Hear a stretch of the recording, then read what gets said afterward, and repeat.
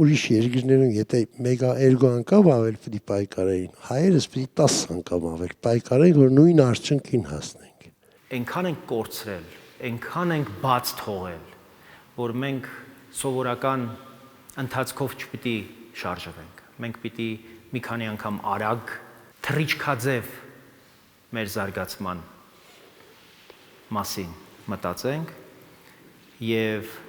ասիմետրիկ լուծումներ գտնենք մեր զարգացման համար։ Մենք տեխնոլոգիապես, տնտեսապես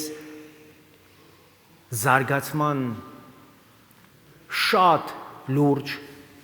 հեռանկարներ պիտի փնտրենք եւ կրթության, գիտության, բարձր տեխնոլոգիաների մեջ ահռելի ներդրումներ պիտի կարողանանք ապահովել եւ դրանում մեծ մասնակցություն պիտի կարողանանք ներգրավել հատկապես երիտասարդների, հատկապես կարող ուժերի, որպեսզի կարողանանք